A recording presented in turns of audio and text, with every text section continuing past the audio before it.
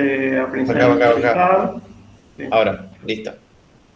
Eh, bueno, ahora viene la práctica de la clase de aprendizaje no supervisado, donde la idea acá es ver un poco los algoritmos, usar un par de datasets que son generados por nosotros, ver distintos gráficos que irán en la gráfica, en la teórica, como el tema de matriz de similitud, etcétera, y entender un poco eh, qué significa y qué da en distintos casos, etcétera.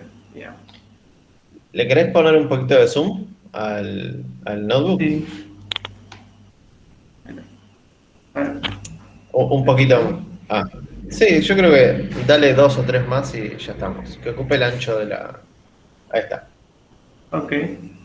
Bueno, básicamente, primero, recordando un poco qué es aprendizaje no supervisado, la idea es que tenemos puntos a los que no se tiene una variable target, simplemente se tiene puntos y lo que son características de esos puntos, digamos.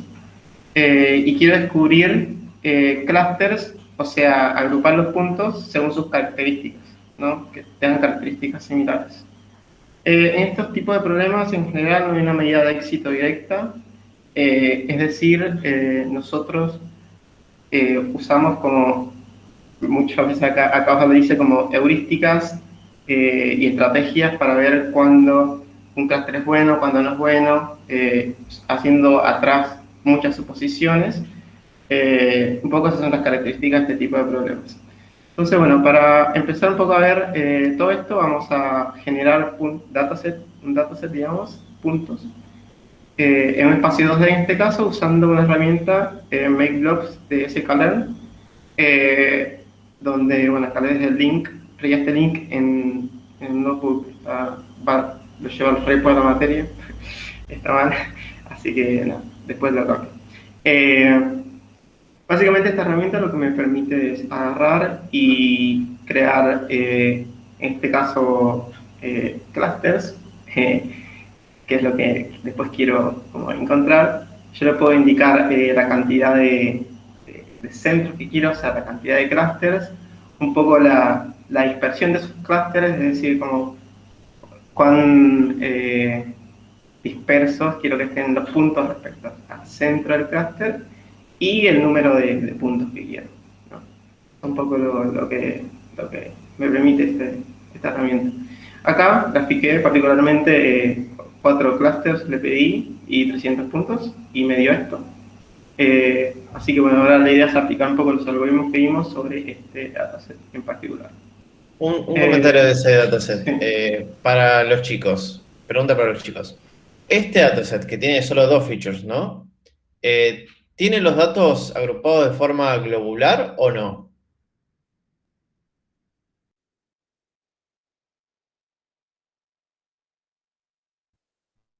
Joaquín y Robinson dice parecería que no y no.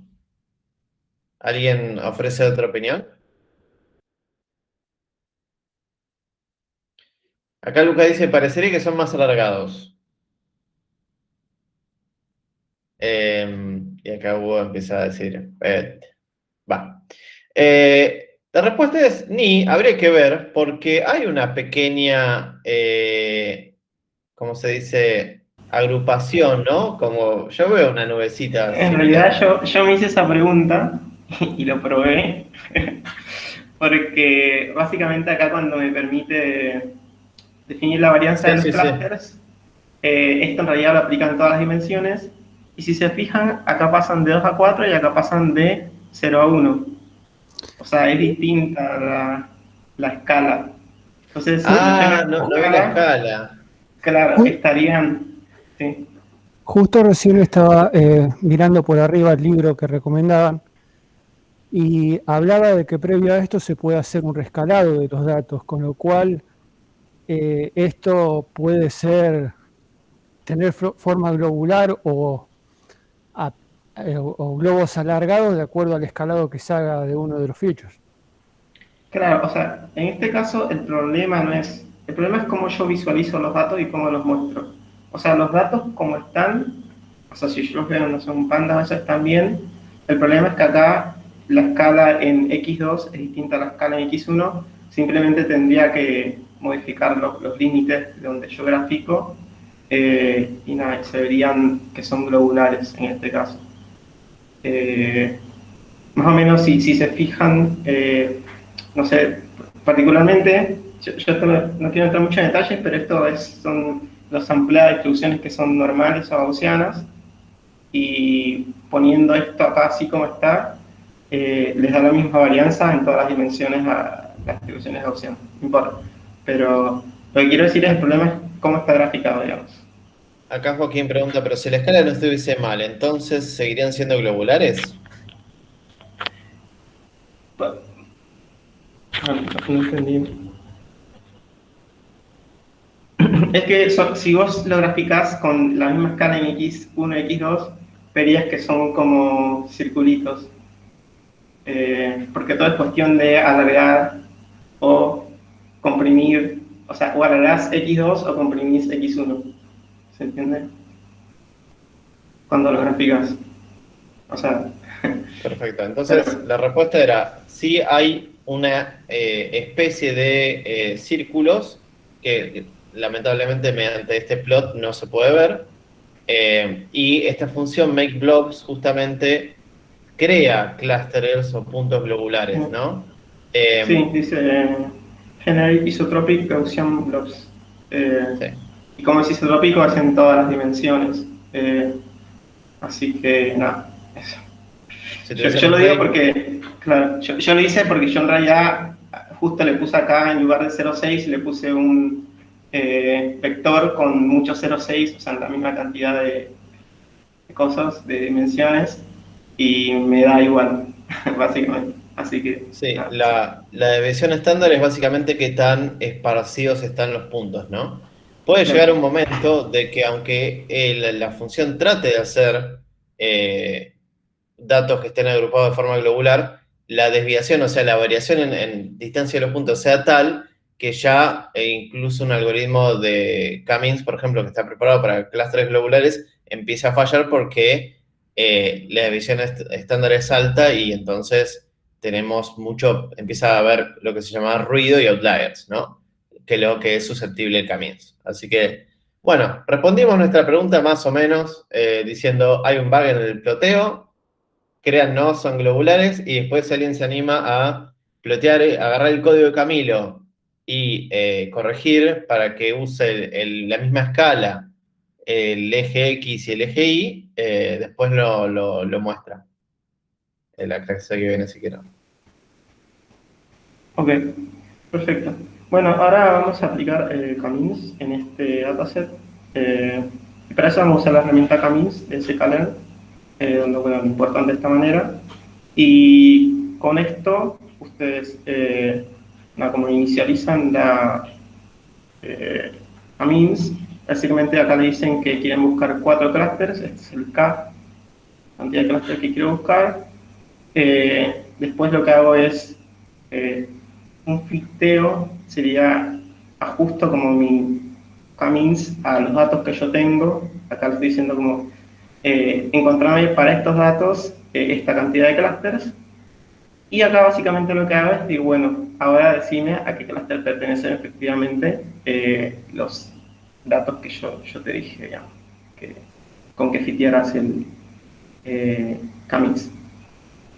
Entonces, básicamente, con estas 3 líneas, yo obtengo este array de acá, donde, bueno, acá si se fijan, empieza por 0 el primer clúster, después 1, 2 y 3. O sea, tengo 4 clústeres, ¿no? Y acá me dice a qué clúster pertenece cada punto X.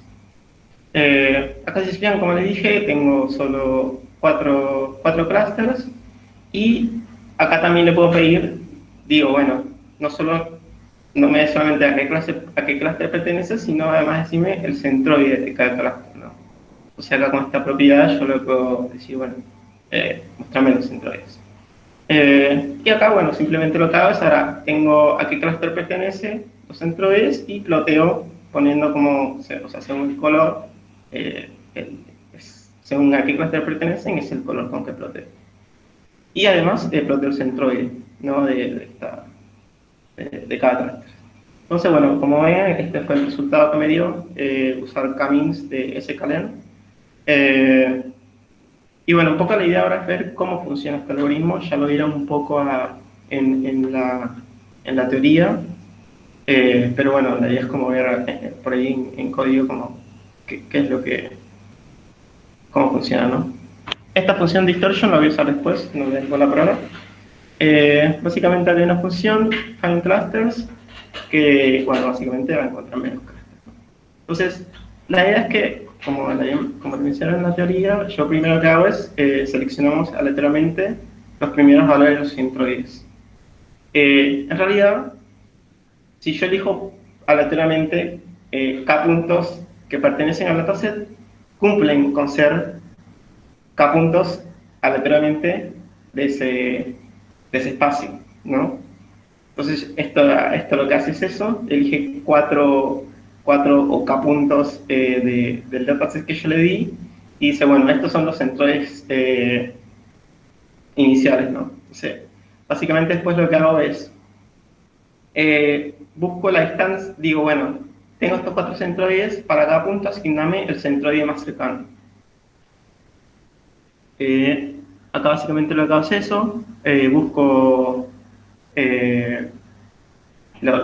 esta línea de acá es eso, busca para cada punto X cuál es el centroide más cercano, particularmente me da el index del centroide, que es básicamente un poco lo que a mí me interesa, y básicamente después lo que hago es digo, bueno, ya tengo mis grupos de puntos ya tengo todos los puntos a qué centroides es el más cercano, entonces recalculo los nuevos centroides con esos puntos, ¿no?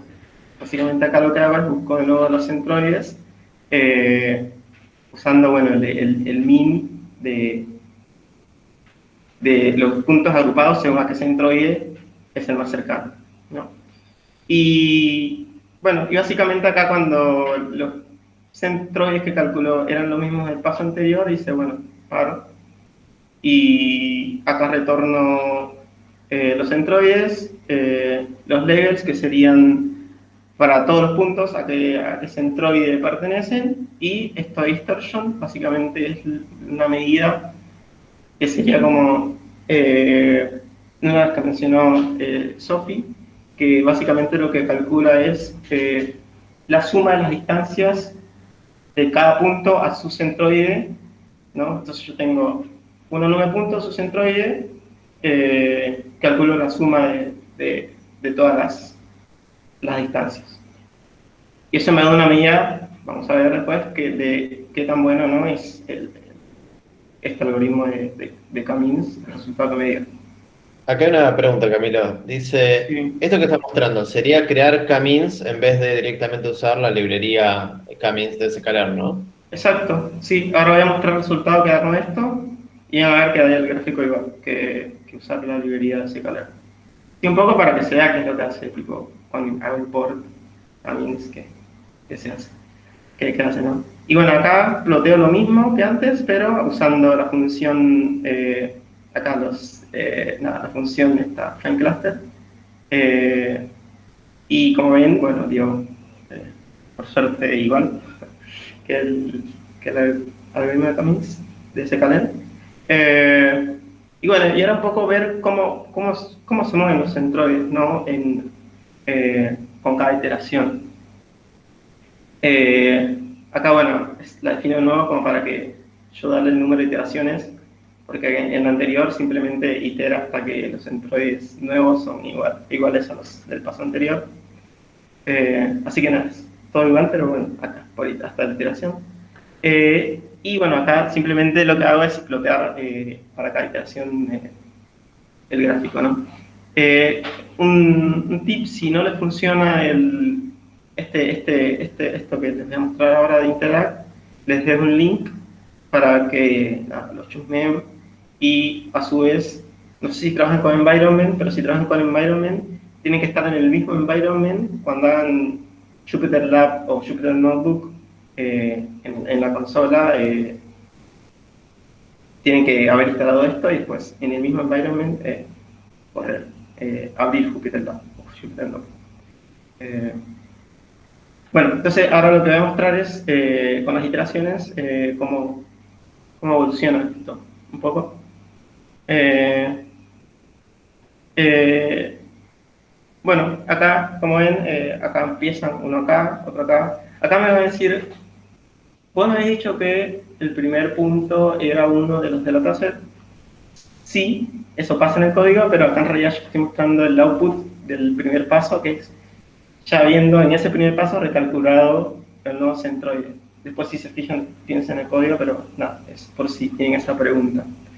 Entonces, bueno, la primera iteración está acá, básicamente después se mueven, eh, se mueven, se mueven, se mueven, se mueven, se mueven, se mueven, se mueven, se mueven. Bueno, y finalmente ya tenemos lo que lo que vimos, ¿no? Y si se fijan acá el distortion que les había comentado, va disminuyendo, porque la idea es que uno disminuya o minimice esta función a medida que uno va encontrando los clústeres, ¿no? Esa es como la idea de este algoritmo. Y bueno, ahora mezclamos un poco con matriz de similaridad para mezclar y ver las dos cosas. Bueno, esto básicamente acá lo que hago es... porque ¿cómo funciona la matriz de similaridad? Yo para la matriz de similaridad tengo que haber ordenado los puntos según a qué clúster pertenecen y después calcular las distancias, las pairwise, digamos, o sea, de cada punto con cada punto, y así se forma esta matriz. Entonces yo necesito primero haber ordenado los puntos, ¿no? Básicamente acá lo que hago es esto, ordeno los puntos, y recién después aplico la distancia entre, bueno, este punto con estos mismos puntos, y euclidiana particularmente en este caso, y después la grafico, acá. Y acá quiero hacer quiero aclarar, digamos, porque yo no quiero mucho como que asocien por ahí el color a qué tan bueno o tan malo es un algoritmo. Siempre, como, fíjense qué es lo que están ploteando. Porque en este caso, por ejemplo, yo estoy ploteando distancia euclidiana. ¿Qué significa? Que lo que yo estoy asumiendo es que puntos más lejanos son más disímiles, ¿no? Entonces, puntos que están con una mayor distancia son menos parecidos entre sí, ¿no? Y puntos con menor distancia, o sea, en este caso azules, serían más parecidos entre sí, ¿no? Que es lo inverso a yo haber ploteado similaridad. En general, similaridad va con la inversa de la distancia, que es decir, bueno, yo tengo mayor similaridad, por lo tanto, los puntos se parecen más, ¿no? Entonces, quiero que esa aclaración de acá Sí, estoy ploteando, sí. sí, de hecho es importante. En la teórica, ¿sí? O sea, estas dos matrices son equivalentes y puede aparecer cualquiera de las dos al momento de tomar el parcial, ¿no?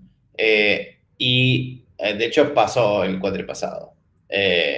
Así que es importante que vean el título, si dice distancia o similaridad, vean la escala, ¿sí? Si va de 0 a 1 o va de 0 a infinito porque es la distancia, y después vean qué significa, ¿no? Porque si yo tuviese, en este caso, diagonal por bloques de una distancia de 10, ¿sí? O sea, sería el opuesto de esto, este sería el peor algoritmo del planeta, ¿no? Si como que quisiese a propósito laburar mal. Cambio, cuando estoy calculando la distancia, yo creo que la distancia sea lo menor posible. Y cuando estoy calculando la similaridad, yo creo que la similaridad sea la mayor posible.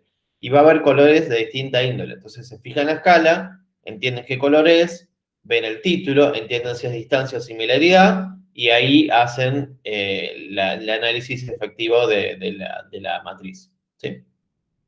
Nada, importante porque puede venir de distintos sabores, ¿no? Estos dos que comentamos. Sí. Y bueno, un poco cómo yo interpreto este gráfico de acá.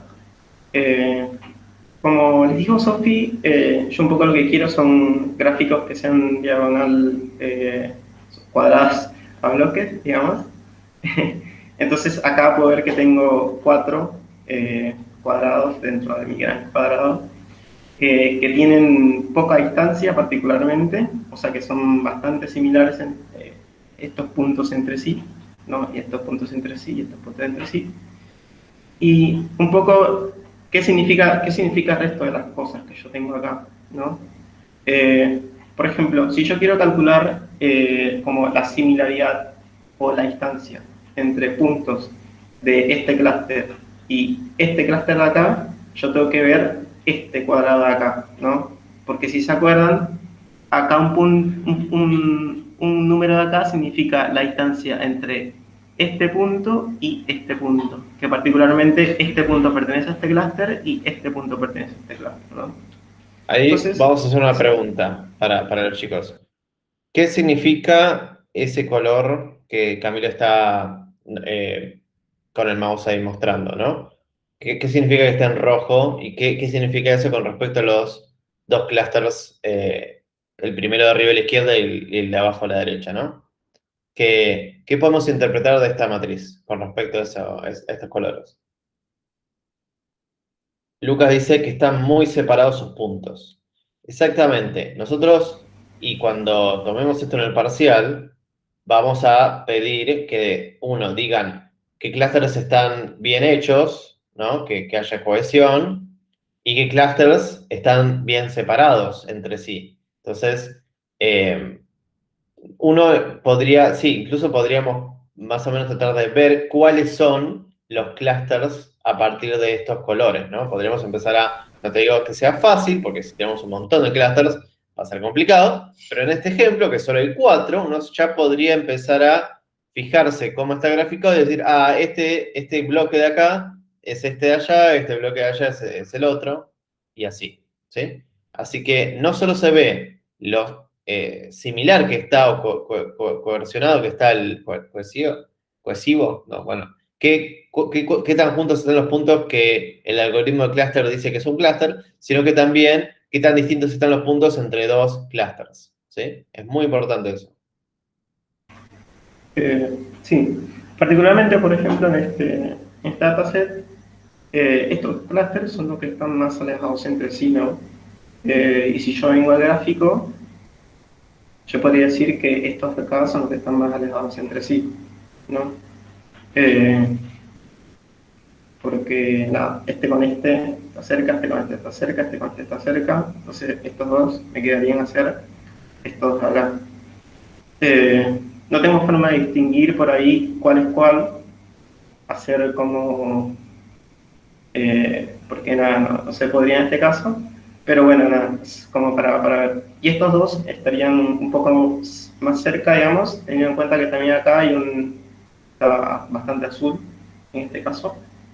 Así que, y vemos que, por ejemplo, este clúster con este clúster está menos cerca que este clúster con este clúster, ¿no?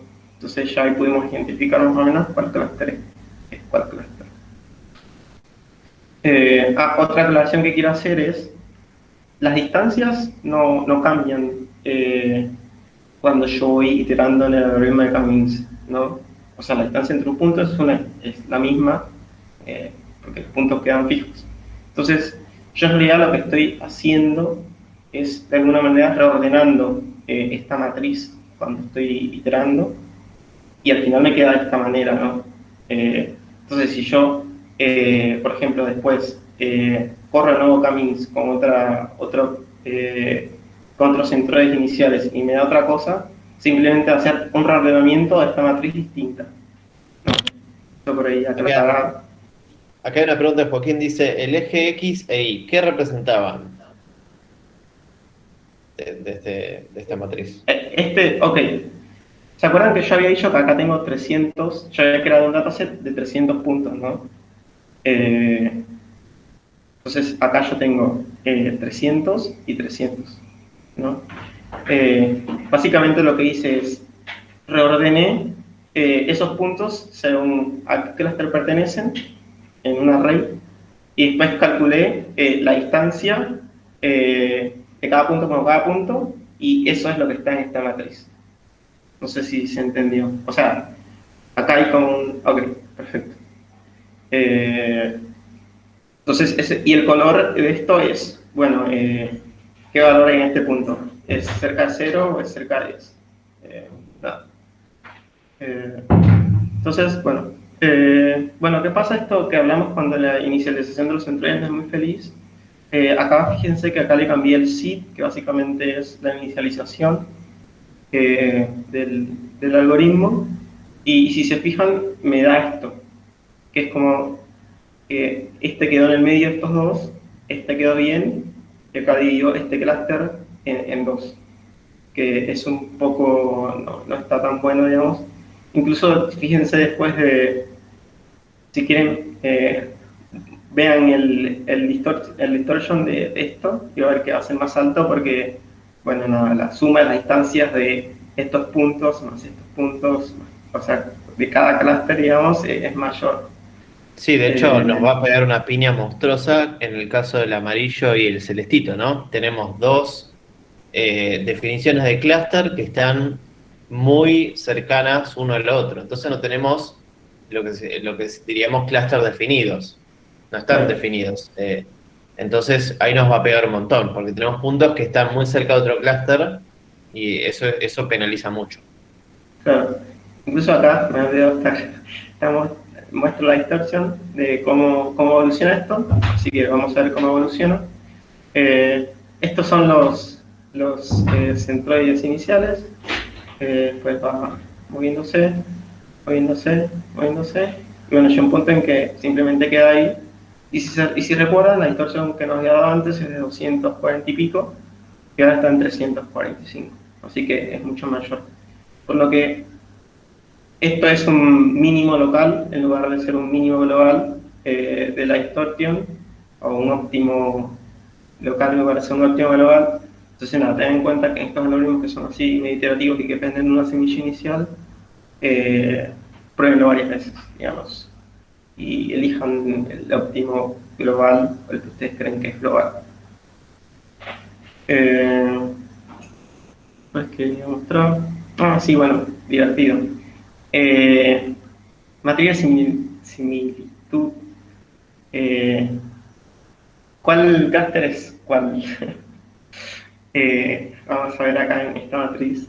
Eh, de entrada vemos que hay 4 clústeres, ¿no? O sea, uno acá muy gigante y uno acá, otro acá chico, digamos, ¿no?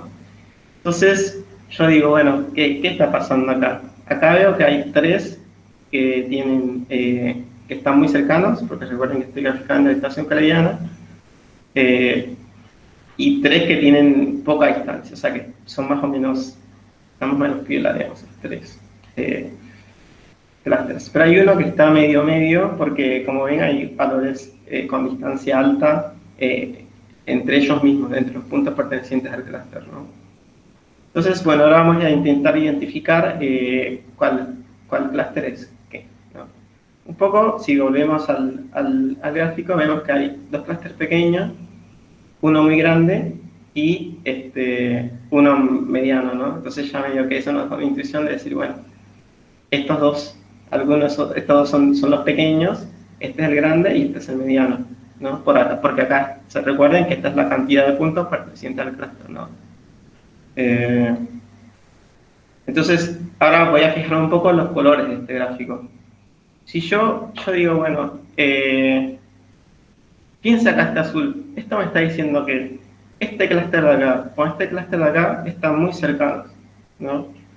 Porque esto es distancia, entonces la distancia es cercana a cero. Que yo es lo que veo si yo veo estos dos clústeres. Y me está diciendo, por ejemplo, que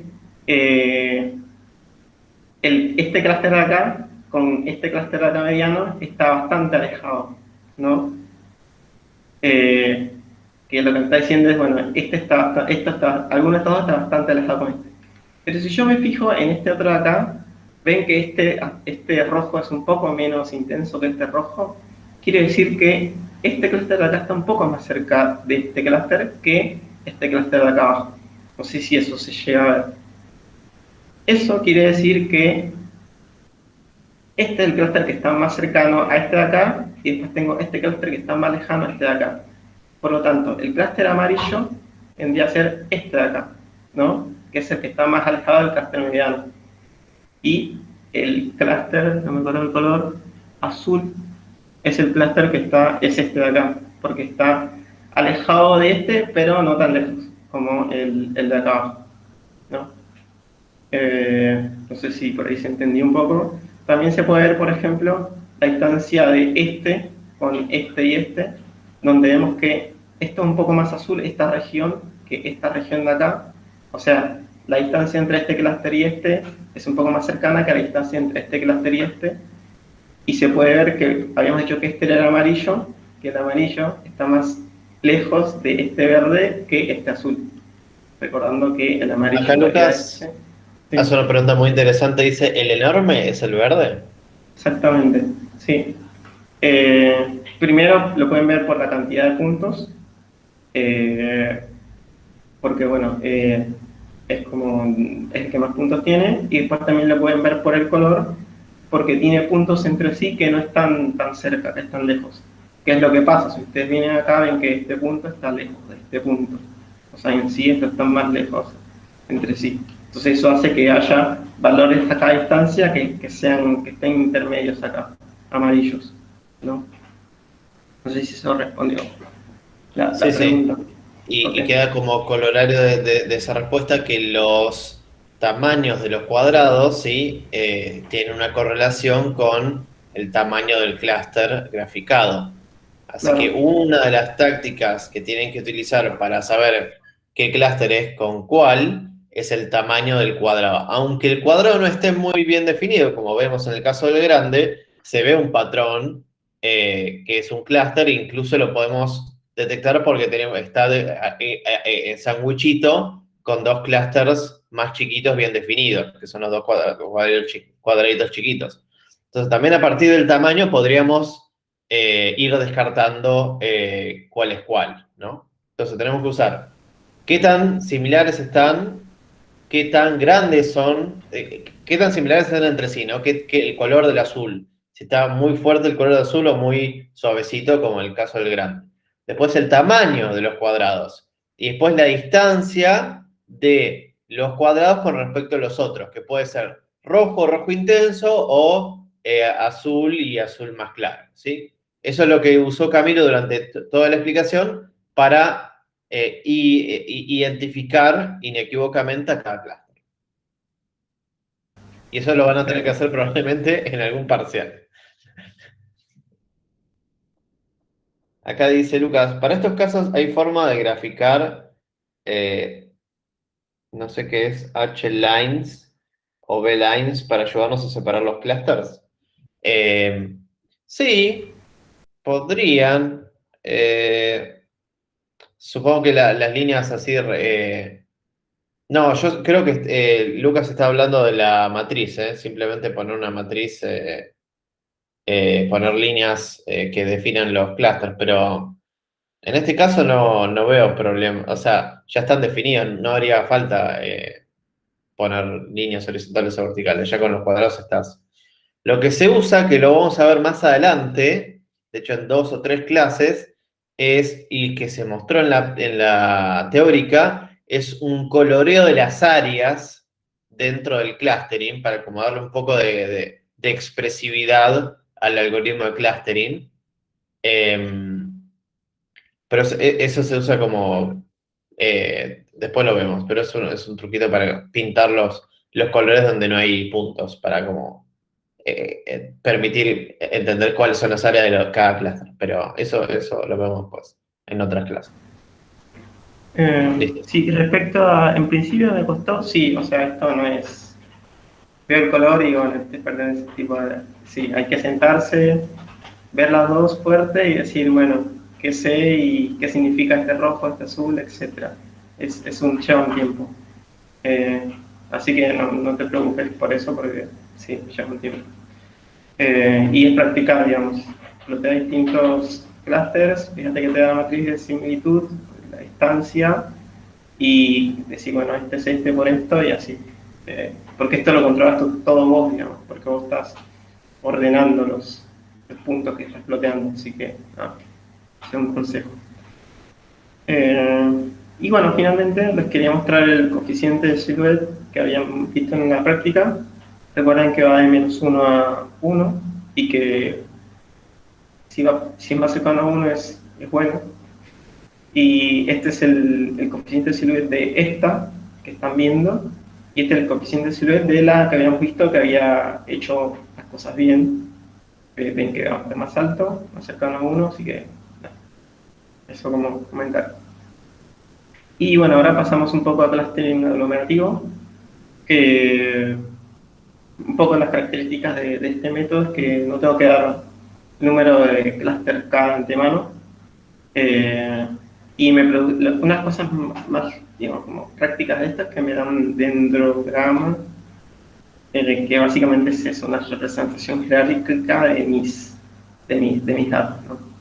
Entonces, la idea es que yo tengo en lo más alto un clúster que está formado por todos mis datos y en lo más bajo tantos clústeres como cantidad de puntos. Y yo voy empezando a aglomerar clústeres. Bueno, acá para eso utilizo Agglomerative Clustering de sklearn, donde, bueno, de nuevo le digo la cantidad de clústeres y hago el punto fit para que entrene el algoritmo en mi dataset. Y bueno, acá me muestra de nuevo los labels, ¿no? Ven que no tengo cuatro clústeres. Y si ploteo los clústeres que me dio esto, ven que de nuevo me dio lo que habíamos visto antes, que da Cummings cuando lo hacemos bien. Acá no tenemos centroides porque, bueno, no existe el concepto de centroides. Podríamos nosotros verificarlo, pero bueno, no es algo que este algoritmo nos dé. Y bueno, un poco la idea es ver cómo es, con distintos clústeres, cómo se ve esto, ¿no? La idea es que yo empiezo con muchos clústeres. Yo no puse tantos clústeres como puntos porque ya es demasiado. Empecé desde 20 clústeres. Sepan que esto en realidad empieza desde un punto por clúster y va aglomerando. Yo acá empiezo a mostrarle desde 20. Y bueno, y en cada paso va agrupando un punto, o sea, va agrupando dos clústeres en uno. Si se fijan, no sé, la diferencia de antes, que a ver si me di cuenta. Bueno, no, en este paso, por ejemplo, simplemente aglomera estos dos, ¿no? Y bueno, si bien lo que hace en cada iteración es simplemente agrupar dos clústeres. Un poco por ahí importante, esto no sé creo que sí, no recuerdo si lo vimos, pero si van a la función de agglomerative clustering, requiere una función de linkage que básicamente es, porque hay clústeres, o sea, yo cuando empiezo con clústeres que son de un punto y después ya empiezo a tener clústeres que tienen más de un punto, los empiezo a linkear con clústeres que pueden tener un punto o distintos puntos del clúster con el que los quiero limpiar, ¿no? Lo que quiero es que ya empiezo a comparar distancias entre clústeres que tienen distintos puntos. Entonces yo tengo que definir, bueno, ¿qué es esa distancia? Es la distancia hacia el centro del clúster, la distancia de los dos puntos más lejanos de cada clúster respectivamente. Entonces eso es un poco lo que intenta calcular esta función es eso. Y nada, o sea, ustedes cuando lo usen, si quieren, úsenlo con el default, pero sepan que existe esa función y que pueden usarla y dependiendo del problema les puede ayudar. O sea, en esencia podemos elegir qué función de distancia usa el algoritmo aglomerativo para considerar o no unir un dataset, ¿sí? Y lo vimos un poquito en la teórica, ¿no? Que mostraban las nubecitas, que era mínimo, máximo, promedio, centroides, etc. Así que es básicamente probar. Hay veces que hay que probar y ver cuál da mejor resultado para el dataset particular que están trabajando. Nada de eso. ¿Cuál es la default? Creo que la default es del centro del clúster. Ahí lo debería decir en la documentación. A ver. Guarda. dice que es el Minimize default. latency between observation. Sí, minimize the variance of the cluster being merged. La más complicada. Un momento. Dejémosla Bueno, para otro momento. Digamos, no claro, podemos. Es demasiado complejo. Es la instancia como. es guarda. Esa es la cosa. Sí. Respondí la. Bueno, y nada, acá lo grafiqué, ¿no? Sí, lo grafiqué, ¿no? Eh, no sé por qué lo grafiqué dos veces. Pero bueno, de nuevo vemos que en cada paso, de nuevo, simplemente lo que hago es aglomerar. Porque fui para arriba, ya entendí. ¿No? Lo que hago es simplemente aglomerar dos clústeres, ¿no? Y acá, bueno, les voy a mostrar un poco lo que les dije, que es que nos permite además tener un dendrograma, que básicamente es un ordenamiento jerárquico. Entonces, esta, bueno, es una función que la saqué de acá, de scikit-learn, que básicamente me permite graficar esto, que es el dendrogram. De nuevo, no empecé desde que hay un punto por clúster, porque si no, claro, esto es medio, no está lindo. Entonces la idea es que, nada, yo elijo dónde cortar este dendrograma. En este caso yo tengo 4 clústeres, o sea que yo elegí cortar acá, ¿no? Porque acá tengo uno clúster acá, que son todos estos puntos, y bueno, toda la rama de ese árbol para abajo. Este otro clúster que es toda esta rama, este otro clúster que es toda esta punta de acá abajo, y este otro clúster que son todos estos puntos. Entonces, si se fijan, yo voy subiendo un escalón y voy uniendo dos clústeres. Y eso es lo que hace este algoritmo. Eh, claro, sí, exacto. Como dijo Facundo, con 10 ya hay 4. Sí, Eh, esto es muy copado a modo exploratorio, ¿no? A veces el ser humano necesita que no le muestren toda la información de un saque, sino que se la vayan mostrando a medida que va teniendo curiosidad en más detalles. Entonces, imaginen esto con un poquito de código, mostrando por ahí algún promedio de atributos, algún promedio de estadísticas de cada clúster, ¿no? Imagínense una interfaz de usuario. Esto sería muy intuitivo de usar porque partimos de un clúster, en realidad tendríamos que partir de o dos o algo así, o uno con toda la información agrupada, ¿no? Y con clics ir navegando a las subsecciones de clústeres más chicos y a modo explorativo poder ir y tratar de ir entendiendo cómo están distribuidos los datos o cómo se produjo esta clusterización. No exactamente esto, pero sí, por ejemplo, ese modo de navegación se usa para, por ejemplo, los tópicos en texto, ¿no? Uno dice, ¿de qué habla? Bueno, baño. Cliqueas en baño y dice, bueno, habló de la ducha, habló del bidet, habló del inodoro, habló de la bañadera. Cliqueas en la bañadera o cliqueas y vamos entrando en más detalle, más granularidad, más estadísticas particulares de algo. Entonces sirve un montón esto, tener esta forma jerárquica para hacer un poco de exploración en forma visual, ¿no? Nada, eso. sí. Eh, y sí, eso. Bueno, y ahora vamos a ver un poco qué pasa con datasets que no son globulares, porque bueno, hasta ahora vimos todo muy, muy lindo, muy globular. Ahora para eso vamos a usar una herramienta de scikit-learn que se llama MakeMoons, que básicamente esto genera clusters con forma de medias circunferencias entrelazadas, o medias lunas. Bueno, básicamente acá uso MakeMoons, le digo que me dé 200 puntos, este es el ruido y esta es la semilla, no importa mucho. Y me da este ATC, que como ven acá son dos medias lunas. Uno diría que hay dos clústeres, no, este es un clúster y este es otro clúster. Y entonces, bueno, voy a intentar aplicar los métodos que vimos para ver qué onda en estos clústeres. ¿Qué creen que Cummings, qué va a pasar? ¿Que va a dar bien? ¿Va a dar mal? Tienen como un guess. Eh, sí, como incluyen muy bien. Eh, Incluyen muy bien porque, bueno, vamos a ver por qué ahora. Pero si aplicamos camino a esto, da así. De acá, bueno, acá tienen los dos clústeres que le da Camins. que, bueno, hizo lo que pudo Cummings, ¿no? Por, bueno, todas las suposiciones que tiene atrás de este algoritmo. Entonces, nada, bueno, un poco la idea es ver que Cummings en estos casos no va tan bien y decir, bueno, ¿qué pasa con los otros dos métodos? Con los otros métodos que vimos, ¿no?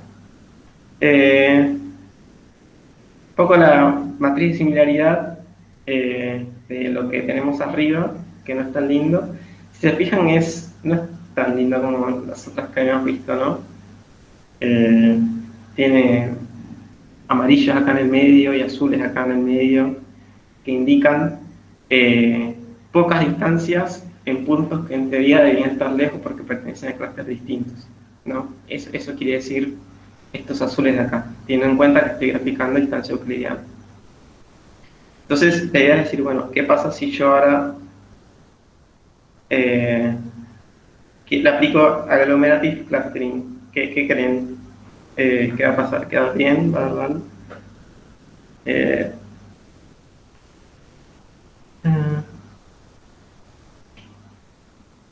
Hay que ver lo que como antes sobre este gráfico, sea cual sea que uses y gráficas. Bueno, yo un poco no quería entrar en esta. Lee, para Camilo, para el Sí. video, lee la Perdón. pregunta Ok. o sumariza la Dice, pregunta. la idea es, dice, sobre este gráfico, sea cual sea el que uses, si graficas distancia euclidiana, no me sirve dicha matriz. Sí, es cierto. Después vamos a ver qué da distancia euclidiana, o sea, qué da esta matriz, eligiendo, o sea, clusterizando bien estos datos.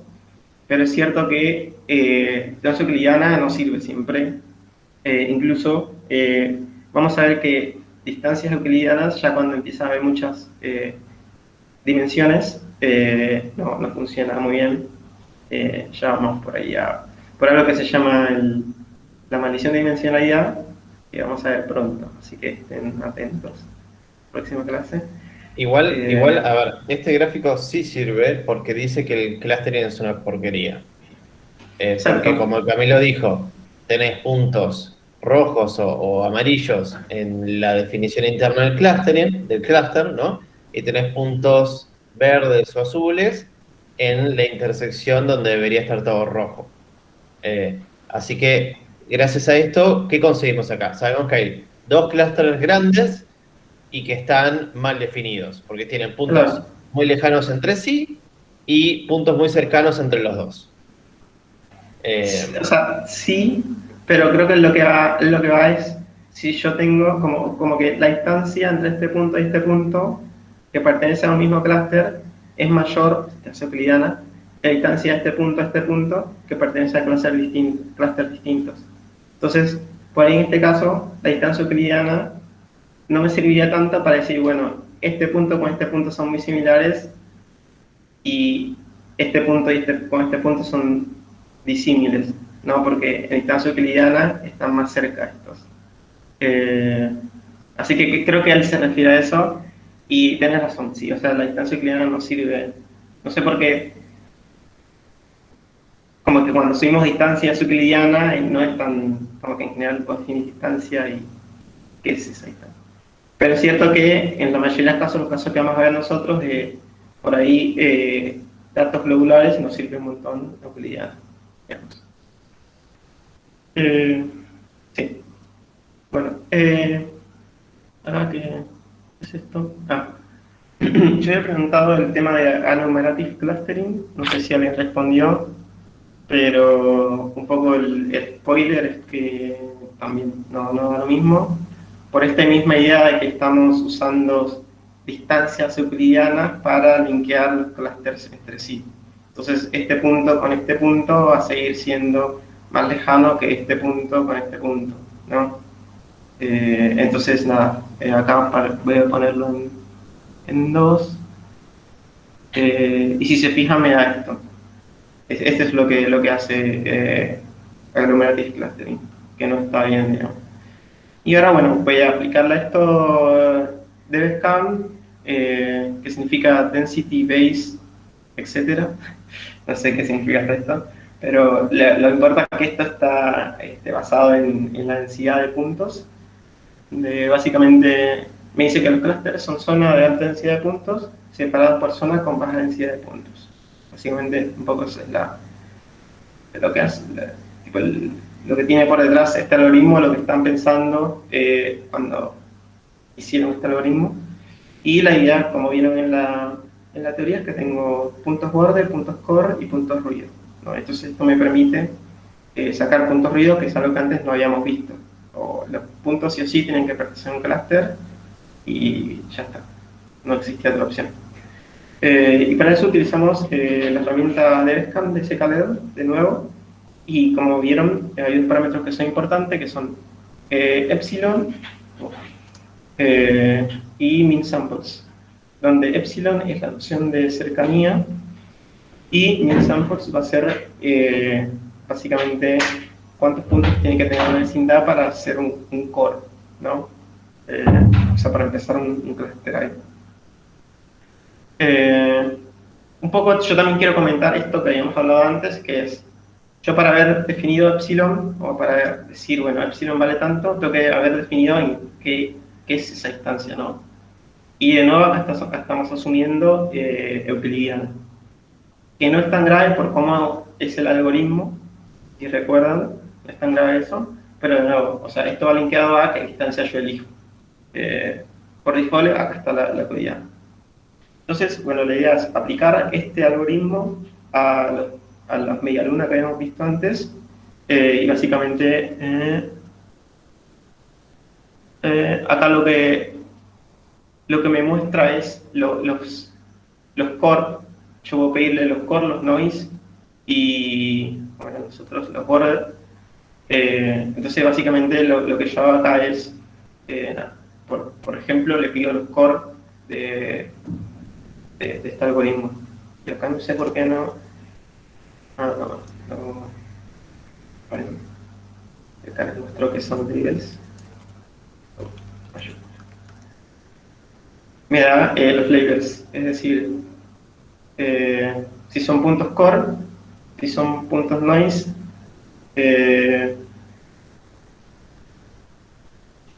si son puntos core, si son puntos noise, si son puntos border. ¿Y por qué hay tres? ¿Qué momento? Sería ruido, border y core, ¿no? Sí. ¿Y hay algo más que no estoy viendo? A ver. ¿Puede ser a qué clúster pertenecen? No estoy seguro. O tal vez este no es ¿Los el labels? No sé.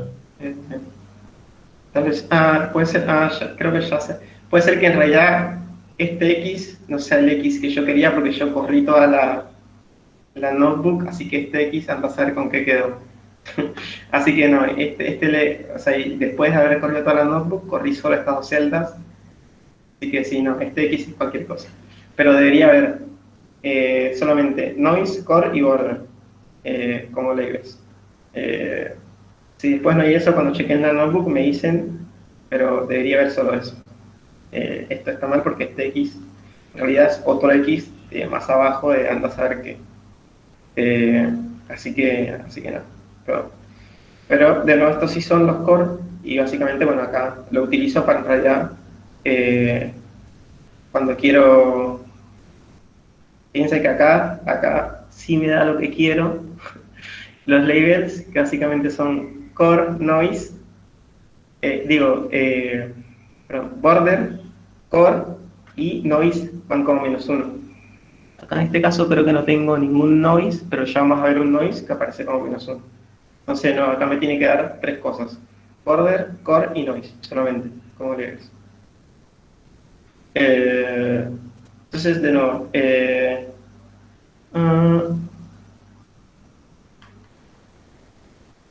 acá, por ejemplo, apliqué DevScan a min samples, apliqué DevScan con epsilon de 0,3, donde, bueno, un poco el epsilon, de nuevo, lo elegí yo arbitrariamente, viendo los datos, que por ahí, como les dijo Sofi, es algo que se requiere en este algoritmo, ¿no? Como no es gratis, nunca es gratis tener un algoritmo mejor que otro si yo no le doy alguna información extra, en general, no siempre. Pero bueno, acá le doy la noción de cercanía, básicamente 0,3, y min samples para buscar los core points y decir, bueno, dónde empieza un clúster. Y bueno, acá me da estas dos medialunas, donde nada, lo hizo bien, o sea, lo exploteó bien. Y bueno, ¿y qué pasa si, por ejemplo, yo cambio EPS?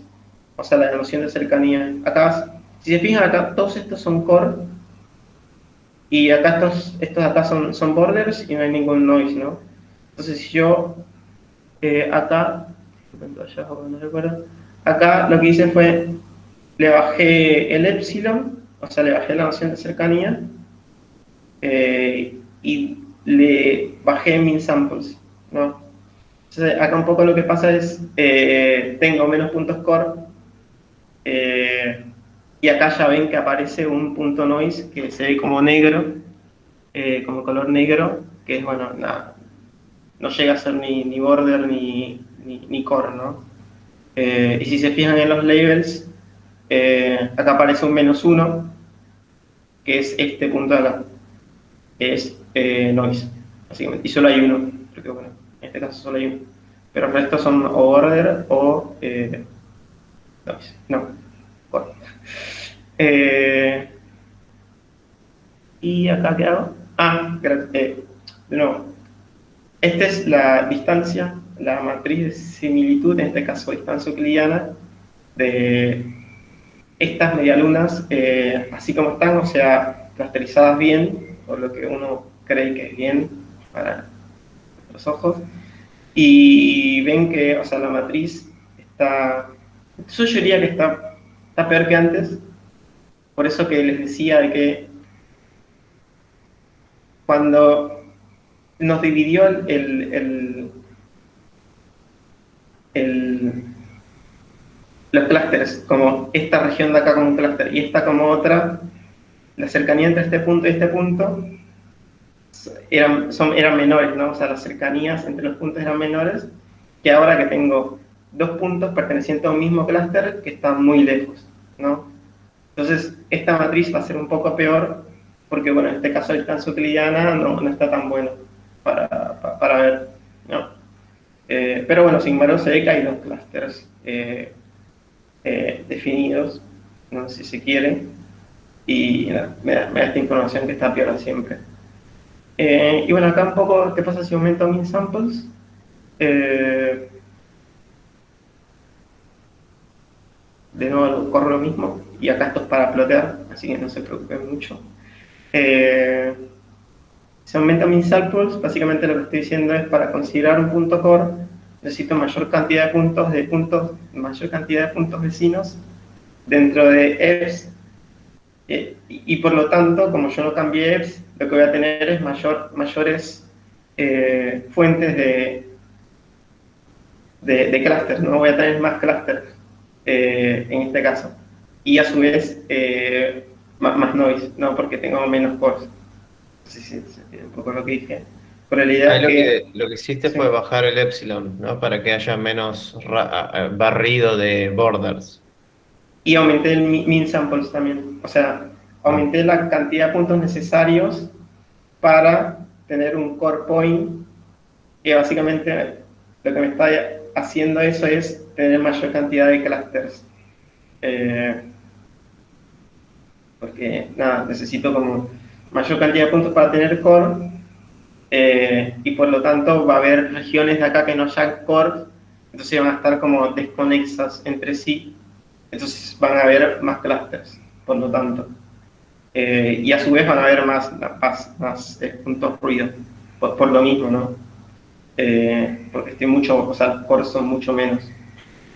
Entonces nada, siempre hay que jugar con esto, o sea, no fue que yo vi el dataset y dije, ah, bueno, min samples vale 5 y EPS vale 0,2, no, es cuestión de ir jugando con el dataset y decir, bueno, eso es un poco lo que tiene DevScan, y un poco también hay formas de como calcular epsilon y min samples que pueden buscarla en internet, hay papers, etcétera, y depende del problema conocer los datos que estoy usando, básicamente. Así que nada, si tienen un problema como este, vayan y busquen bibliografía. Y bueno, llevamos un poco de robustez de estos métodos, a ver qué pasa cuando hay outliers, ¿no? Acá hay una Eh, pregunta de Facundo, sí, dice, está buenísimo jugar con los valores cuando estamos en 2D, pero ¿qué pasa cuando pasamos a más de 3 dimensiones? sí. Ese es un problema porque solo podemos ver como no sabemos hasta 3D. Y bueno, cómo trabajar con más dimensiones, un poco vamos a ver la clase que viene. Y no quiero spoilear nada, pero hay formas y ya las vamos a ver. Así que Sí, quédate. o Sí, sea, la realidad es, no podemos plotear, podemos seguir viendo la matriz, podemos seguir viendo las métricas que estuvimos charlando. Lamentablemente no podemos plotearlo para ver si tienen sentido o no, ¿no? sí, Así que sí, es como empezamos a depender de herramientas. Es como estar en el avión y estar con niebla, ¿no? Ya no podemos ver, empezamos a usar herramientas para ver qué tanto estamos del piso, por así decirlo.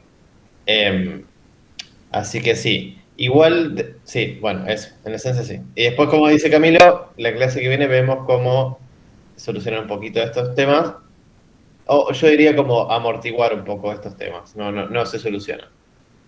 claro. Listo. Sí, son más como herramientas. Pero bueno, entonces vamos un poco a robustes a ver qué pasa cuando pongo un punto outlier, digamos, a estos.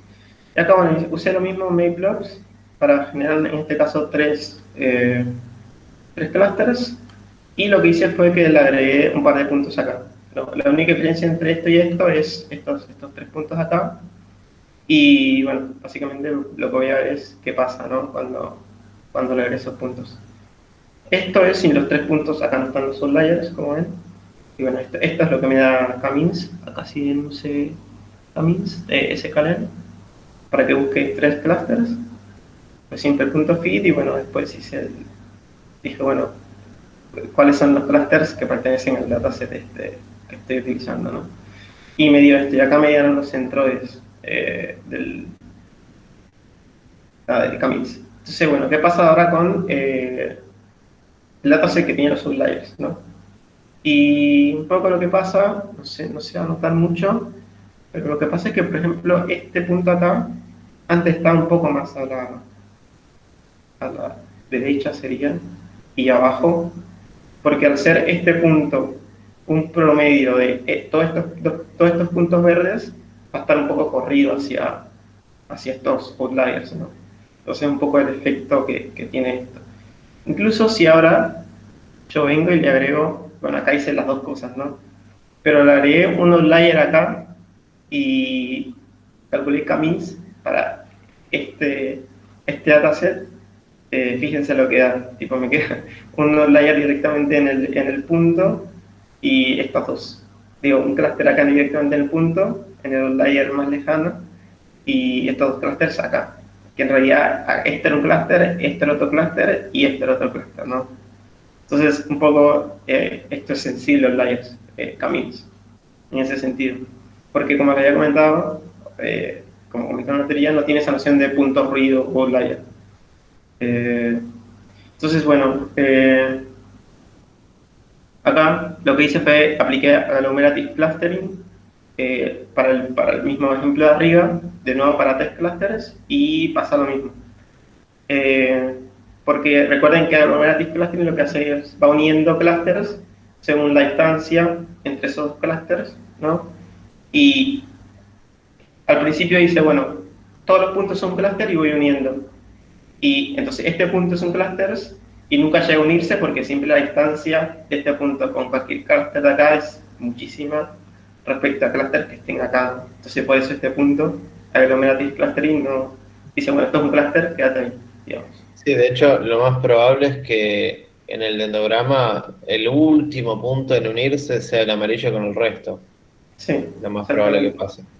Sí, sí, sí. Después si quieren lo tengan en el diagrama y ven, ¿no? Pero sí. Y en cambio, como habíamos visto, acá es DevScam. Pero no, DevScam puede manejar este tipo de situaciones al tener la noción de punto ruido, ¿no? Bueno, acá aplico DevScam, bueno, con un epsilon y un samples, no importa. En realidad sí importa, pero bueno, para este caso, acabo de mostrar, no tiene mucho sentido. Y como ven, dijo, bueno, estos puntos de acá son outliers, y estos son los clusters, ¿no? Si yo quiero por ahí que entren estos, voy a tener que jugar un poco con los parámetros de epsilon y min samples, pero como ven ya es mejor que con Camins, que me puse acá un cluster. Entonces un poco lo que quiero que se queden es, DivScan trabaja muy bien o nos ayuda un poco con el tema de los outliers, cosas que los otros dos no tienen en cuenta por cómo es el algoritmo en sí. Y después, finalmente, lo que quería remarcar es que los centroides de Camin son puntos representativos del clúster. O sea, si ustedes le dicen, bueno, denme puntos representativos del clúster, ustedes que van a dar el centroide. Como, ¿cuál es la característica general de estos puntos? El centroide, ¿no? Y para eso lo que hice fue, básicamente acá yo tengo, les voy a mostrar, hay un dataset que se llama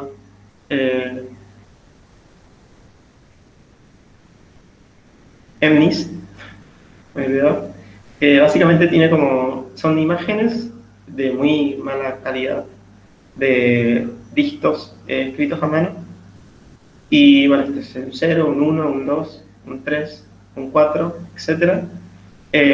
Y lo que hice fue, esto así como está, es una matriz de dos dimensiones, ¿no?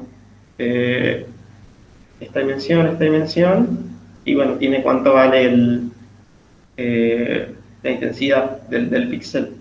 Yo lo que hice fue ordenar esta matriz en un array, eh, estaqué los números, digamos, los arrays, y le apliqué camins, básicamente. Y después, cuando tenía los centroides, reordené el array para que me quedara de nuevo como una matriz y ploteé el centroide de camins. Y acá, bueno, acá hago eso, ploteo, y esto como está acá así, básicamente es el promedio, sería de cómo escriben los cuatro, el promedio de cómo escriben los tres, el promedio de cómo escriben, esto creo que es un 1, y así, o un 9, un 5. Entonces nada, lo último que quería comentar es eso, un punto representativo del clúster es el centroide, que nada, es importante, ¿no? Porque es que tiene unas características distintivas de ese clúster. Y eso es todo. Si tienen preguntas, por favor, háganos. ¿Quieren hacer preguntas de cualquier cosa? Sí, Tenemos lo que tiempo, sea. así que podemos revisitar algo que no se haya entendido. Acá Robinson dice, yo tengo una pregunta. Bueno, hacer la pregunta y decidimos si la dejamos para el final o la ponemos adelante. ¿Se escucha? Estás Sí. muy bajo. Ok. Y después vamos a la pregunta de ¿Se escucha Joaquín. mejor? Sí, Sí, ¿qué tal? Yo en una charla de Nerdearla del año pasado vi un ejemplo de Mercado Libre en el que hacían algo parecido a esto de los números. Lo que querían hacer era poder leer con el celular cheques, ¿no? Y poder recuperar los valores del cheque, ¿no? Qué sé yo, qué cantidad de plata tiene. Y en un principio no tenían más que cheques físicos. Y pensando en esto de los dígitos, algo que podían hacer era como agarrar todo eso y clusterizar y empezar a ver, ¿no? Porque también saben, qué sé yo, qué cantidad de dígitos hay y todo eso. Pero lo que hicieron fue como agarrar a mano y pasar todos esos valores y como generar cada dígito a qué número correspondía, digamos.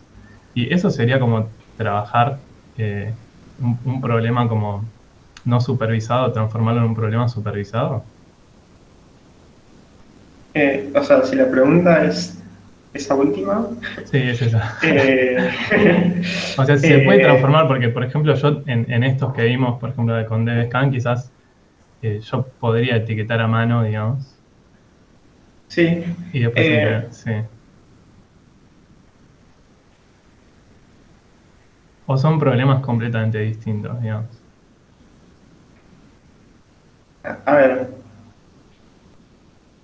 sea, siempre que vos podés tener un label es mejor, porque no estás como a ciegas.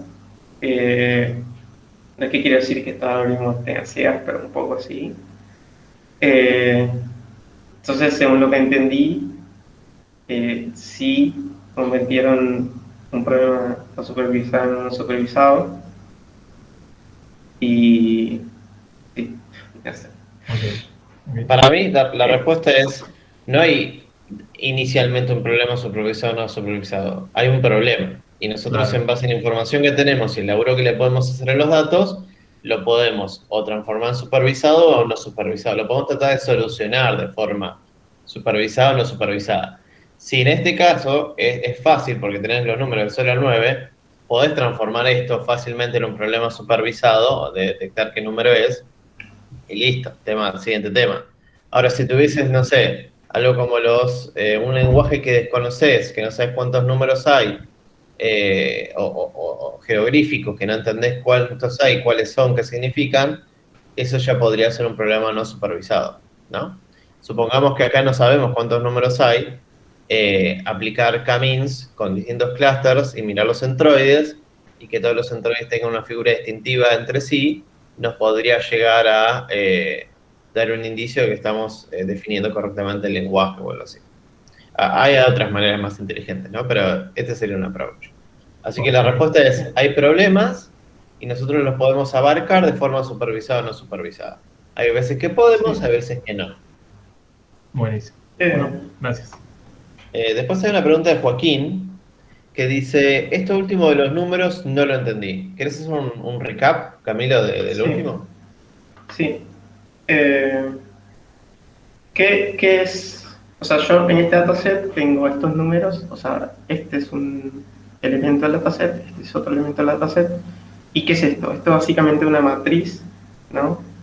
Que tiene en cada posición un valor de intensidad.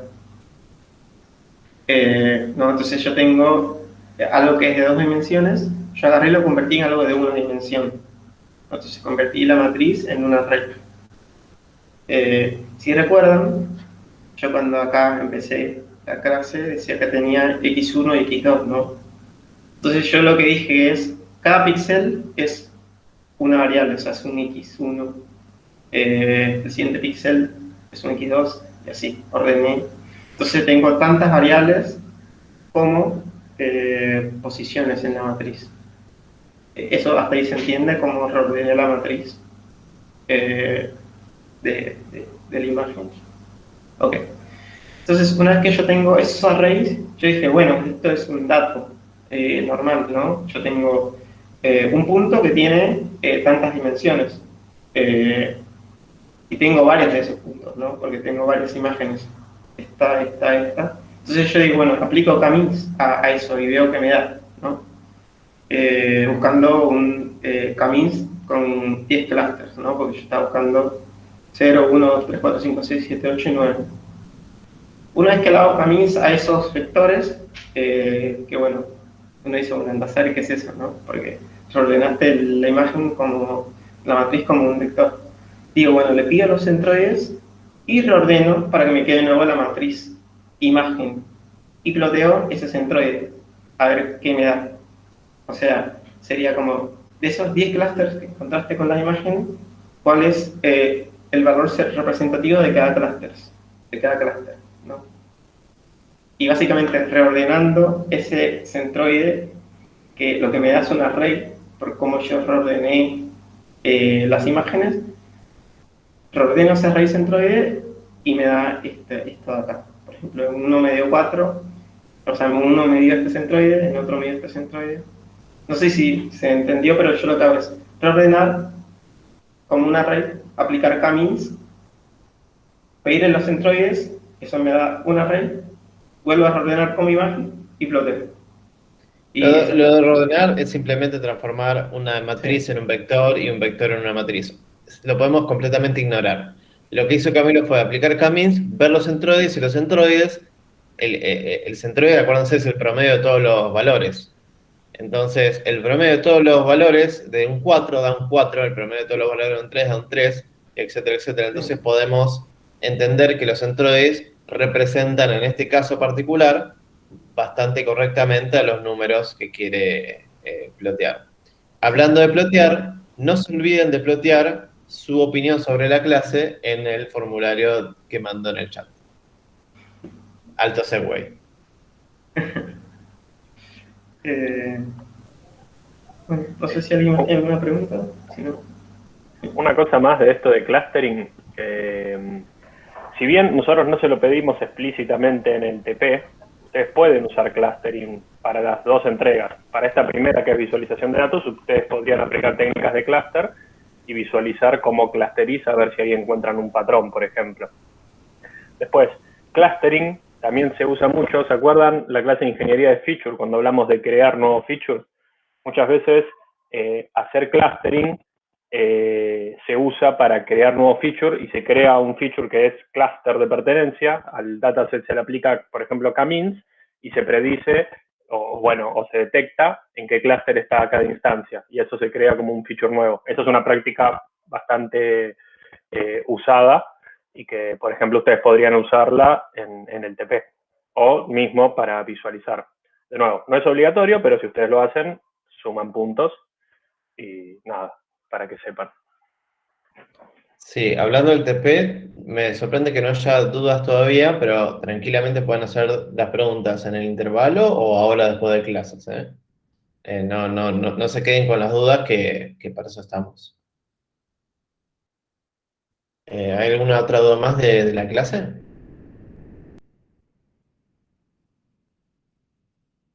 Bueno, si no hay más dudas, corto la grabación y nos quedamos un ratito respondiendo otras dudas que haya. Como siempre, si hay una duda que vale la pena retuitear, la pondremos en la clase de mañana o la avisaremos por Slack. Nos vemos.